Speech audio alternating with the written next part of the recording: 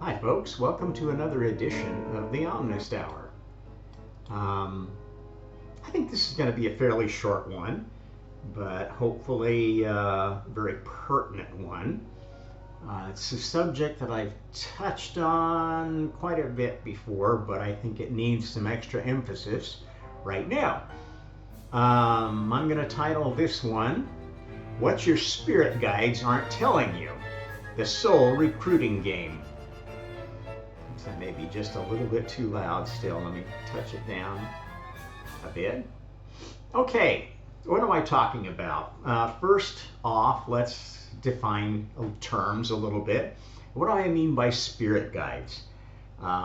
If you are of a spiritual bent and inclined to New Age spiritualism, which is the most popular avenue, you will probably have heard people talking about their spirit guides.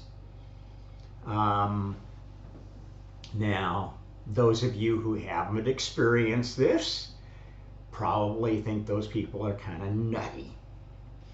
And to some extent, you may be right.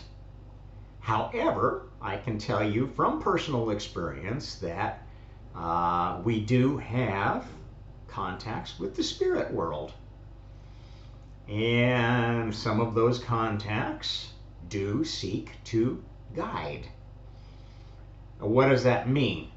Well, a guide is somebody who is leading you, right? That's what it means to guide. Now, there are many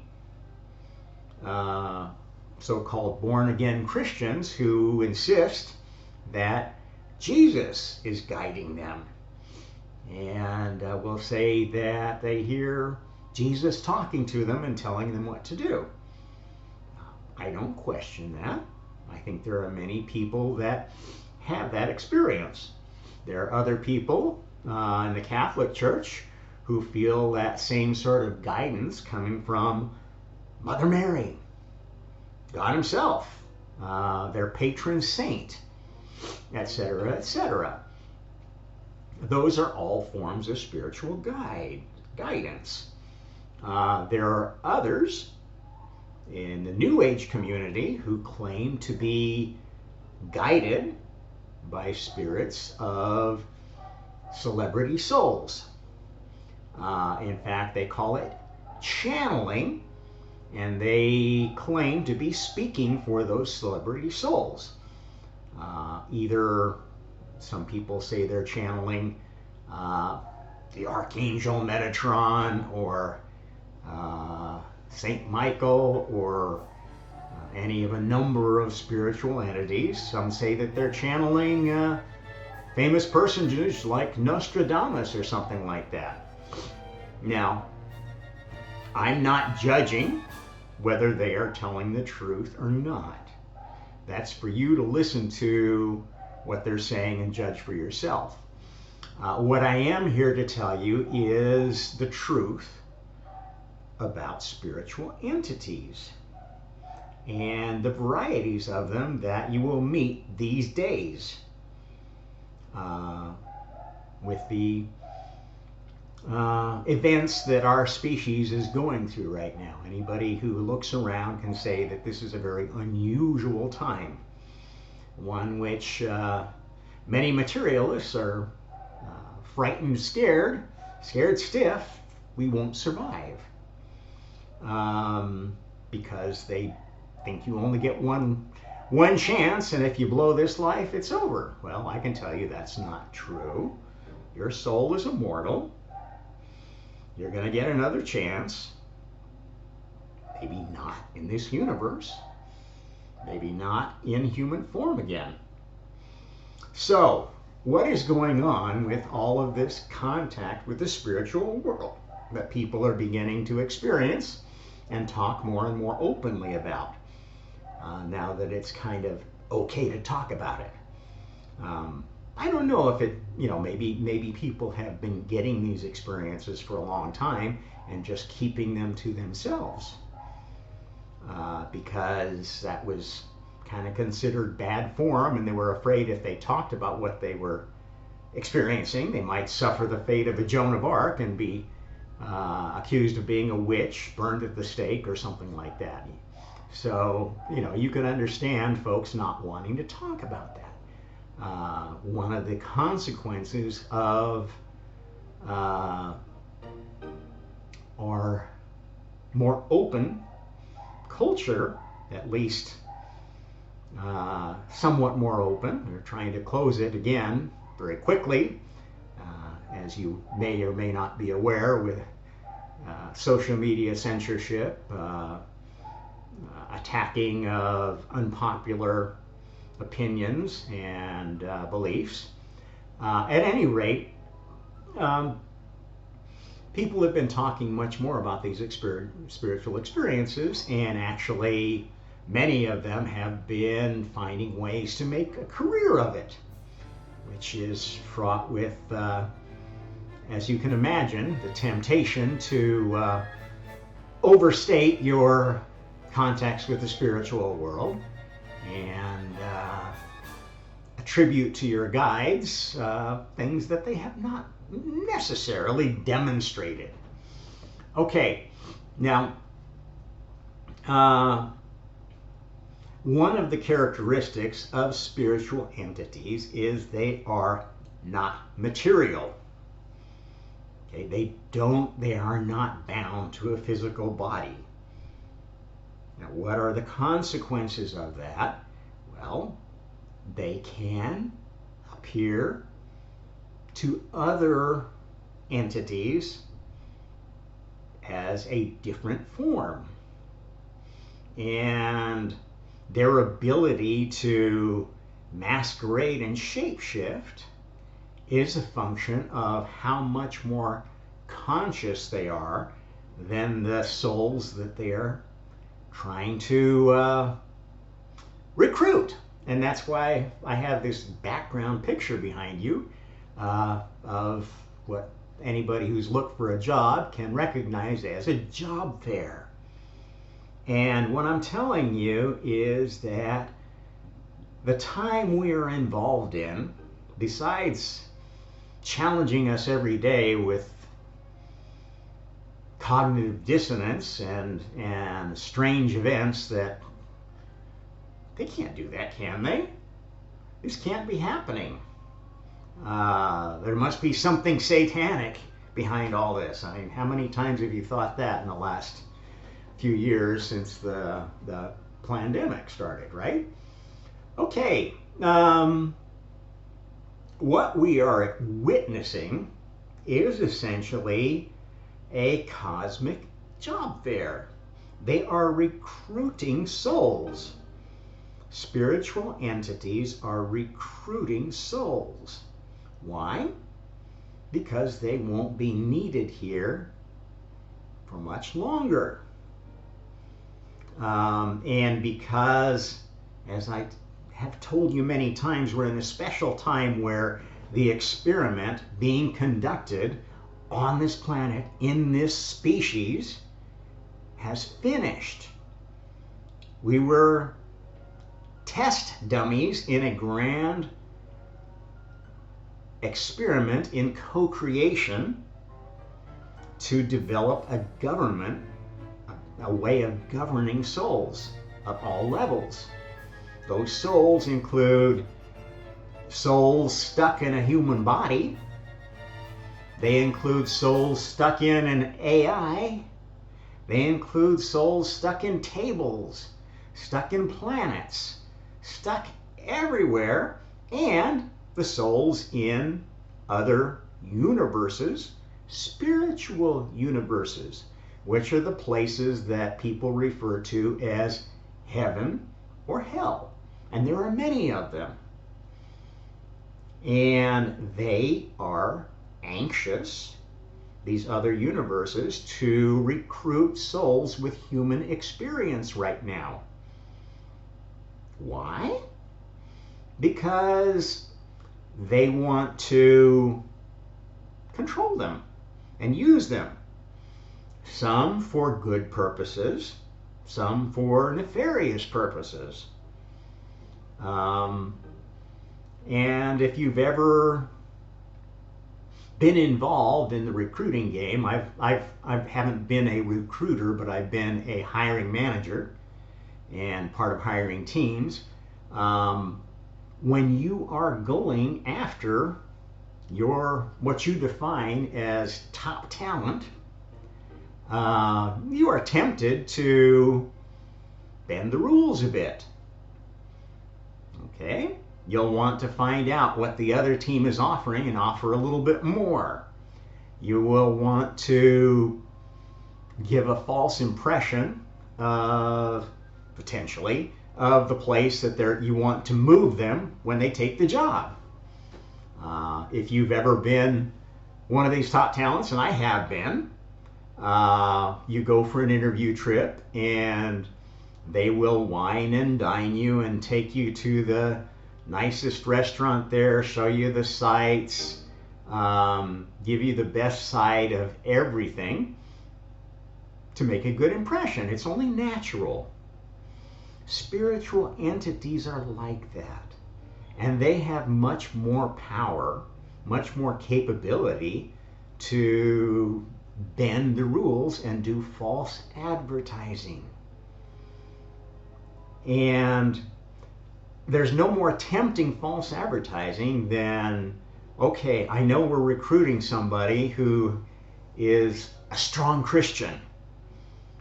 Let's pretend that we're Jesus and manifest and say, I'm Jesus, I love you, I'm going to take care of you, you just need to do everything that I tell you.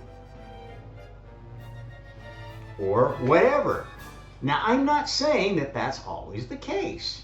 What I am saying is that souls are souls, from the newest to the oldest.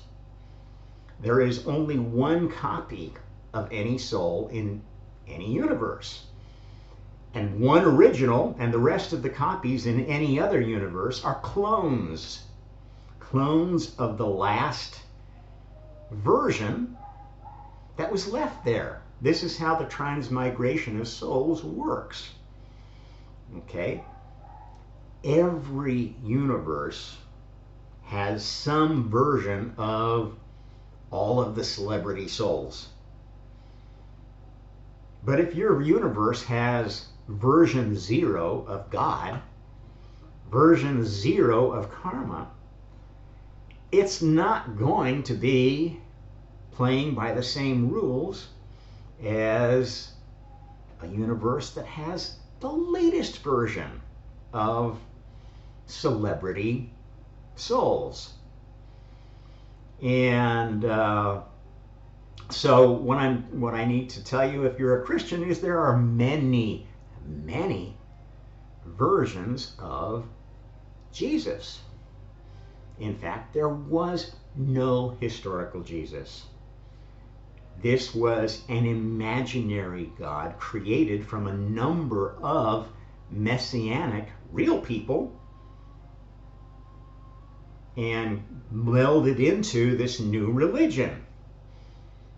I talk about that elsewhere. I'm not going to go into detail, but I mean, the only real messianic figure of that time that is well documented is John the Baptist. And I think you'd probably be much better calling on John the Baptist than Jesus if you want to make contact with the soul of that era. He was a pretty tough character. He didn't give easy absolution. He required adherence to a very strong code of law and ritual of worship. And they did real full body immersion in baptism then. It was some really old time religion. But if you're looking for something more accurate, more true, that's more true than all of the different conceptions of Jesus that you get from all of the different sects and denominations and etc. If there was one that was absolute truth, there wouldn't be so many. And this is the problem with traditional religion, and it's a problem with all these new age religions that are popping up. In fact, they all claim, oh, we're all one. We're part of the source, and we're going to go back to the source. This is dark stuff. It's like narcissistic God. And the soul's recruiting in some of these new age echo chambers are the darkest characters you'll see in this job fair. Think about it. They are promising you that you are going to be one with everything. Now that's nonsense. It's something you wouldn't want. Why would you want to lose your individuality if there's any value in it?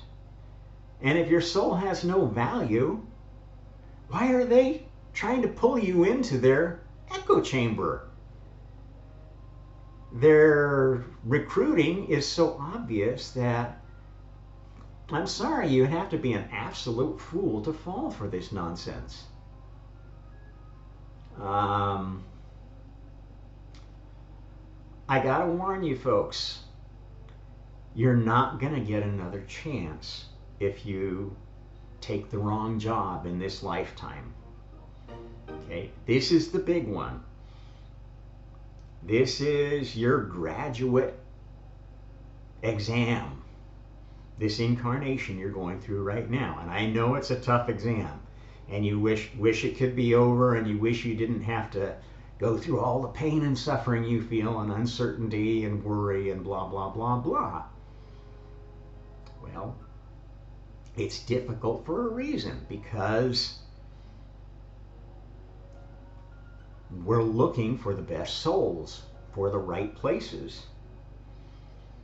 Everybody's looking for different kinds of souls, and there are those out there looking for dark souls, looking for people that have a potential to be programmed zombies who will kill on sight anybody that they're told is an enemy.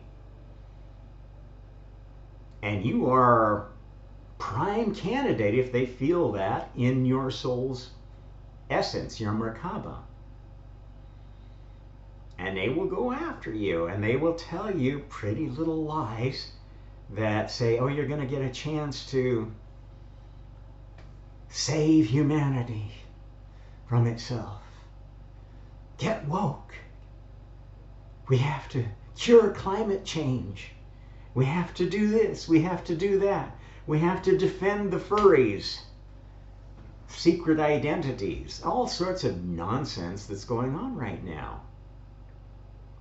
And these are the recruiting techniques that cults use, that mafia organizations use, that mercenary companies use. All of these things have been in the news a lot lately. How do people get turned into some of the horrible characters we've seen in operation on both sides of the Ukraine war? How do people turn into the kind of monsters that we are seeing, so afraid of somebody speaking their mind that they would censure them, cancel them, even terminate them to keep them from telling what they think is the truth. There's some dark shit out there.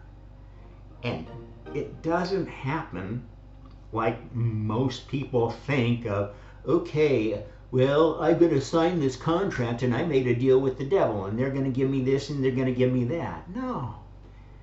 It is soul death by 1,000 cuts. Little compromises you make, little concessions you make in a negotiation with spiritual entities you may not even know are active in your life. And it's really hard these days because essentially propaganda is spiritual manipulation. Every bit of information that you are going to take in or you create has propaganda value. You have a position, and that position comes through in everything you do. And it may serve good, it may serve evil. It's consciousness to know the difference. You don't build up consciousness without many incarnations, many different perspectives of the truth. And the truth is that most of the souls here incarnated on this planet have almost no experience. They are new souls created through the soul generation process, which involves cloning souls from one universe, sending them to another universe where their skills and talents are more appreciated, and replacing it with an NPC, a zero consciousness kind of Pinocchio replacement where they were before. And in this universe where we are now, this is the final testing ground, and we're almost done testing. Most of the souls here are these NPC replacements. They are programmed to look, think, and act like they're original, but they don't really have much awareness of their ability to exercise free will or the importance of free will. The folks that are talking about, oh, I know I came from the all one source. This all one source is the Borg universe. It is the engine that generates NPCs. That's why they think That's why they can't think they came from the source, because they did effectively. But going back to the source is like a failure. You flunked your first grade exam. You didn't wake up. You stayed asleep and just went along with your programming. I'm going to go back to source. I can't wait to get back home. If you've heard somebody talking like that, they are not enlightened. They are not awake. They're as asleep as, sorry, my French, I had to say it, AF. Asleep AF. Even if they think they're woke. And it's really sad that that's what they're doing, but they're not going to wake up on their own. And they come from this source of NPCs. So do the ultra fundamentalist dogmatic Christians or Muslims or whatever. They are absolutely certain of their one God, their one truth, and they won't listen to anybody. They won't accept any counter argument. They are fundamentalists of whatever their dogma is. These are NPCs. They are very, very difficult to get to wake up. You can talk to them from one side to the other, and they will never change their position. If you've watched any of these debates between atheists and Christians, you've seen that from both sides. I mean, they are so dogmatically opposed. There are a few that are open to at least considering the other position and trying to work with the others, but there's always one party of the the discussion that's absolutely unwilling to budge. Those are NPCs, those ones who will not learn, who will not see, because they think they already know everything. They think they already have seen everything that there is to see. Okay, if you understand what the soul is, what reincarnation and karma is all about, you know that you will never see everything there is to see. There's always another perspective. No matter how many times you incarnate, no matter how many different forms you take, no matter how many lives you have, you'll always be learning and growing and seeing things from a new perspective. And that's good, because you get tired as shit of incarnation if it was any other way. That's the nonsense of kind of the neo-Buddhist and neo-Hindu view of karma as something bad. Reincarnation is something you want to get away from. That's nonsense. Would you really want to be sitting in nirvana trying to meditate your way out of any thinking, out of any responsibility for the eternity? Man, that's some of the darkest recruitment I've ever seen. Similarly, you've got some people who say, well, I can never fix my karma, so I'm just going to do whatever I want. Well, that's really dark too, because it doesn't understand that there is an afterlife, that there are consequences. There are better rooms in heaven, and there are worse rooms in heaven, and there are better rooms in hell and worse rooms in hell. There are many heavens and many hells you can end up in. And these recruiters, both the overtly spiritual ones that speak to you in your dreams, speak to you in your mind, manifest in psychedelic experiences or near-death experiences, that's just the tip of the iceberg. There's a lot more going on that you aren't aware of that's happening physically. That's happening right now every time you give your eyeballs to something on the internet, social media. Every time you chew up somebody's propaganda, you have to know that they are recruiting you. They are grooming you. They are trying to program you to become the kind of soul that they want you to be. To be willing to overlook the sins that they want you to overlook. To support and enable and accept sins in others that they feel are good sins. I think that's basically what I was trying to say with this.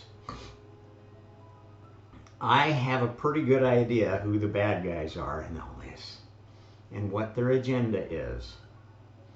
And ultimately, it's about free will. Whether you value it or whether you want to abdicate it, whether you want somebody else to tell you what to think, how to think, when to think, what to do, or you'd like to have that choice for yourself and earn that choice by making responsible choices. Okay? I'm not an absolute libertarian. That's insane. To say I have the freedom to do whatever I want, whenever I want, that is karmically a very dark, dark position. Just as dark as saying, well, I'm going to do whatever I'm told because I don't want to rock the boat. I'm just going to go with the flow, as the Taoist nonsense suggests. You can't just go with the flow and expect to get to the best heaven. Not the way it happens. You cannot avoid karma.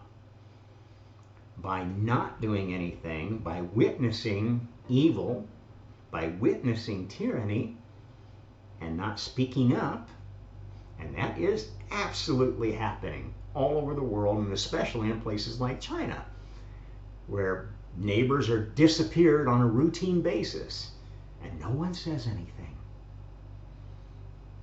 I've seen it in person. So don't tell me it doesn't happen.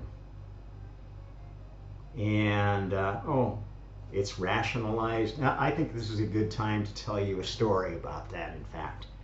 When I lived in Shanghai, first time, I was on an expat assignment. It was before my spiritual awakening. At the time, I was one of the handful of folks sent over to start a new R&D center in Shanghai. I took the assignment mostly because I'd just been recently divorced and was alimony poor and college-age kid poor, and it was the only way I thought I could get through the next few years was on a foreign assignment. So I'd also, not too long before, become involved in acting through my kids. So it was a really tough decision to go to China and probably give up my acting hobby.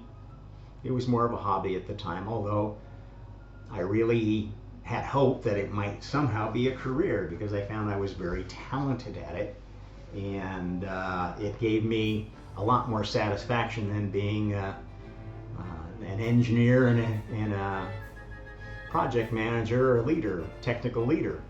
At any rate, while I was in China, this was back in about 2005-ish. That was the era of bootleg DVDs in China. You could get any movie from anywhere in the world that was at all popular on any street corner, bootleg copy, sometimes even before it came out in the theaters in the West. Sometimes it would have the wrong subtitles to go with the movie. Sometimes the language track would be Russian instead of English, but it was kind of the Wild West of DVDs in China. At any rate, there was one street in Shanghai where the more successful DVD sellers hung out.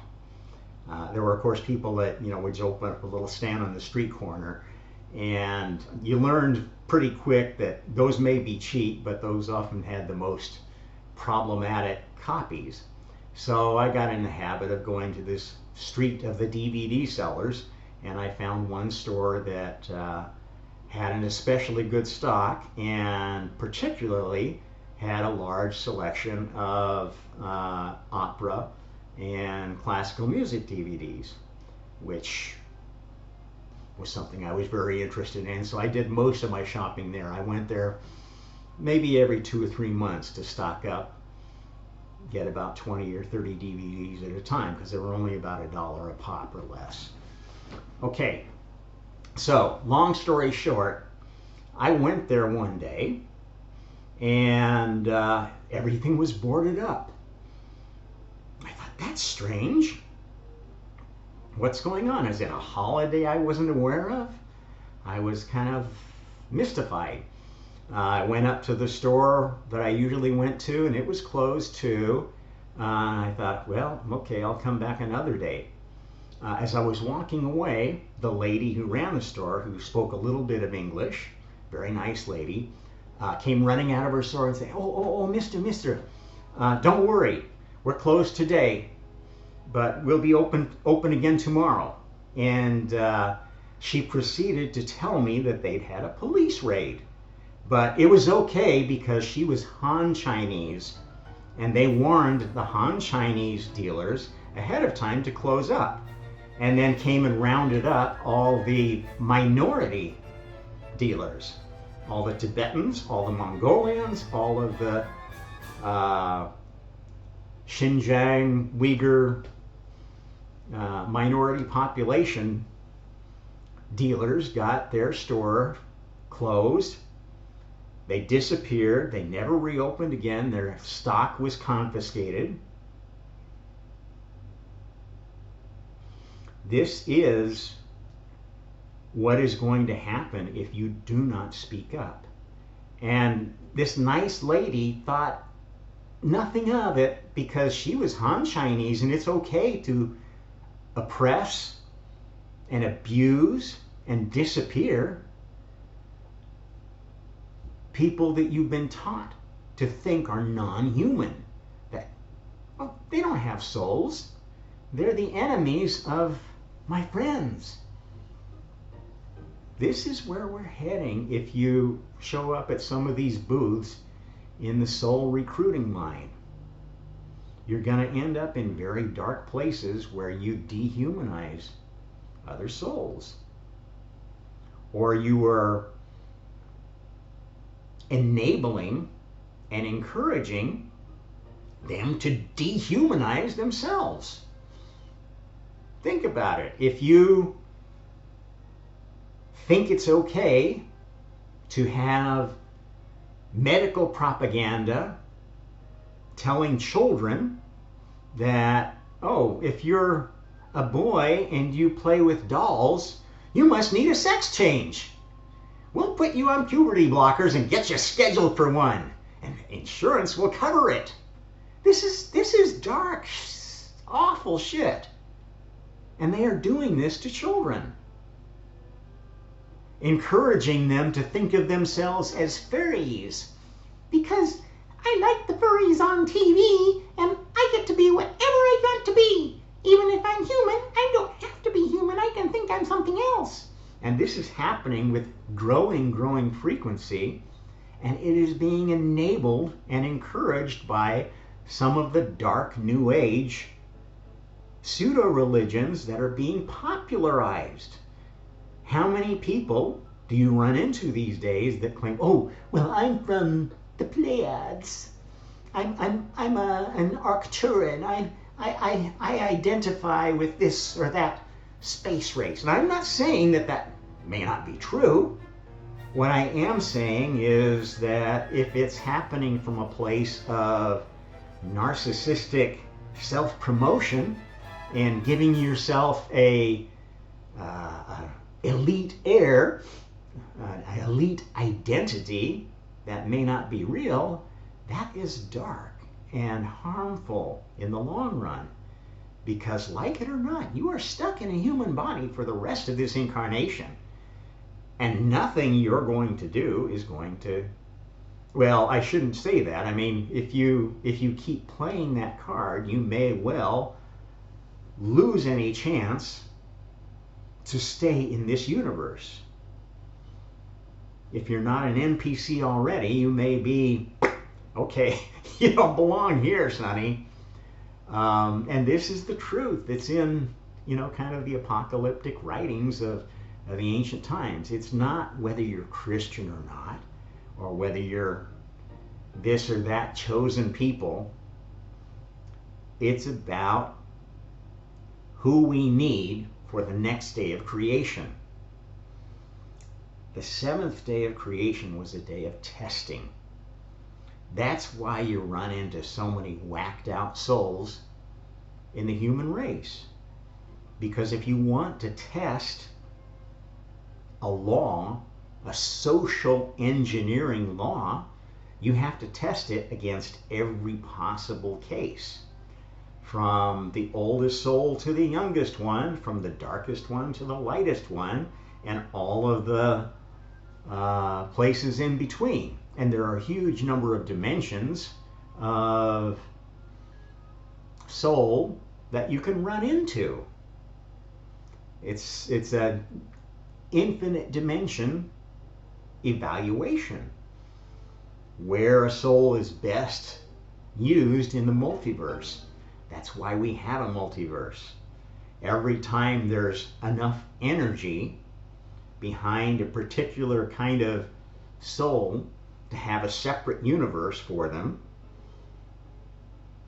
a new universe is made more permanent. That's how new heavens get created. That's how new hells get created.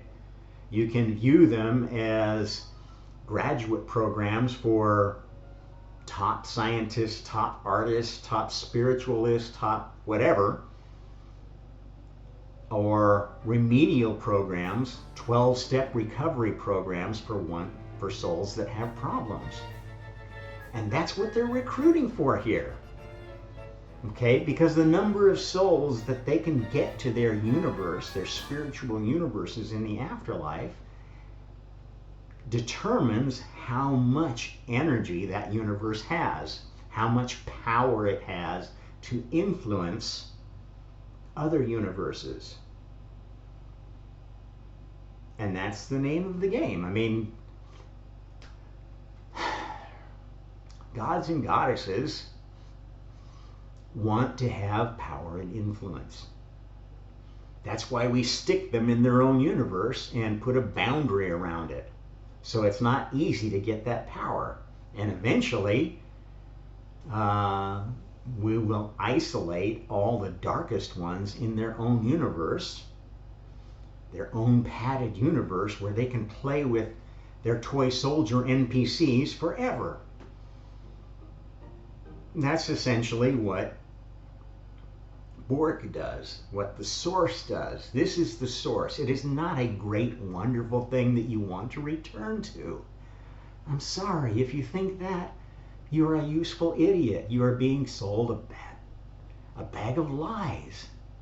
There is not one cosmic one that we're all part of. We all exist somewhere.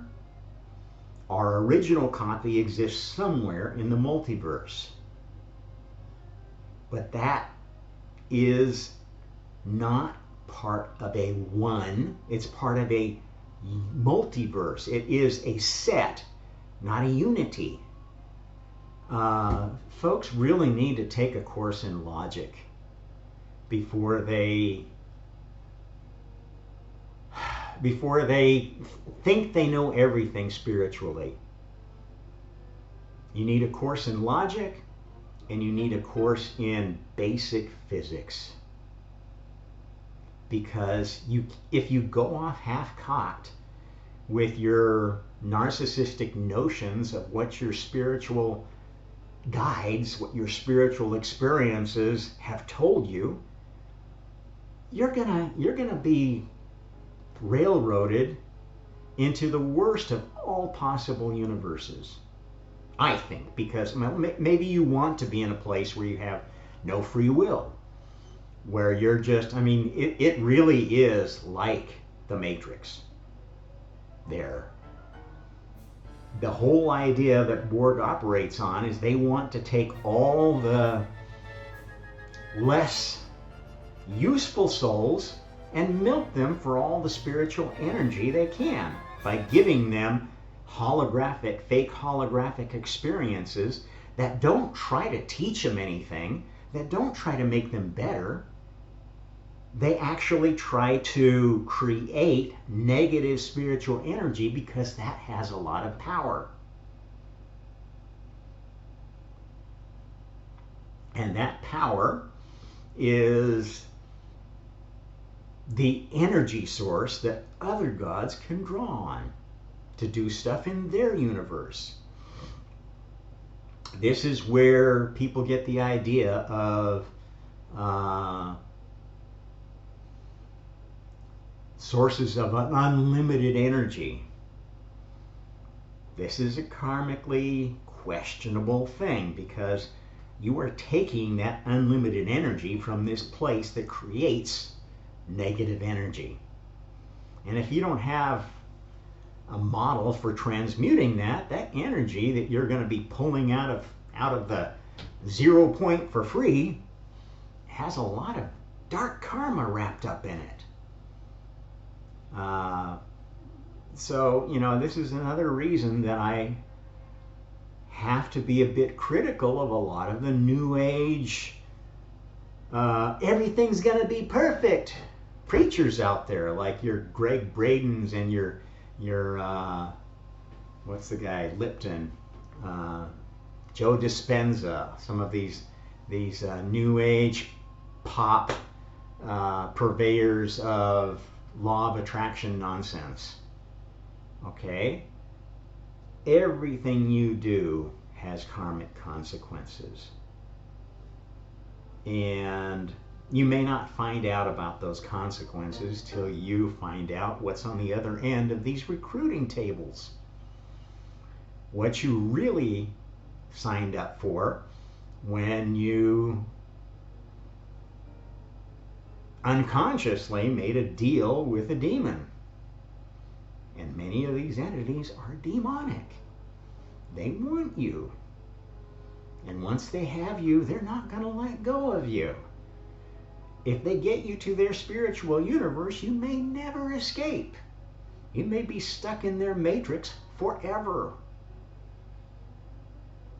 Anyway, I think that pretty much concludes what I wanted to talk about today. I hope that image of casting this as a job fair for the afterlife or for future incarnations is a useful way to frame your spiritual decisions, your spiritual nature.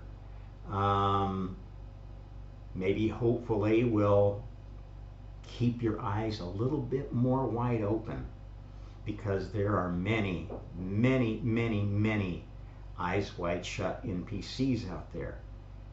And they're out recruiting too. That's why they're here. They're replacing souls that earned their spot in the matrix. And now they've got a stand-in out there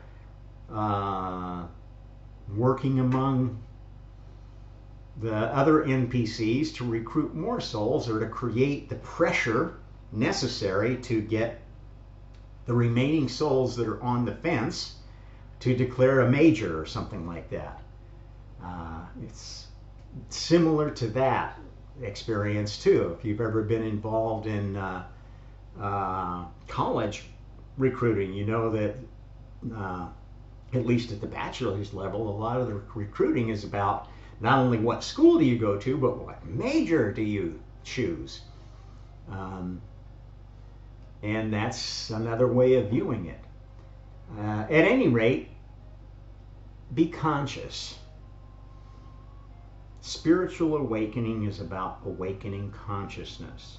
Now, you can't awaken a consciousness in every direction at once. You have to have some focus. That's your major. If you are into science, if you are into art, if you are into healing or administration or whatever, or just raising a family, focus on it. But focus consciously. And if you have to make a stand in other areas, do it with an understanding of karmic sin. Karmic sin is tyranny, using and abusing others and propagandizing them into looking the other way or actively supporting tyranny. And I don't know if there's any place in the world right now that you are not subjected to that. You cannot completely ignore it. You can't stick your head in the sand and say, it's not my problem. I can't accomplish anything, I'll just go with the flow. If you see evil going on and you don't speak up about it, you are part of the evil. You share in that sin. And even though you didn't sign on the line anywhere, somebody's got your soul's number. And they're looking at you and saying, hey, I think we can get this one if we just push a little bit more in that direction. Before you know it, you're off to the matrix. So, eyes wide open, hope for the future, but watch out for the dark recruiters. Till next time, this is the Honest Hour. I'm Rob Trump. Happy karma.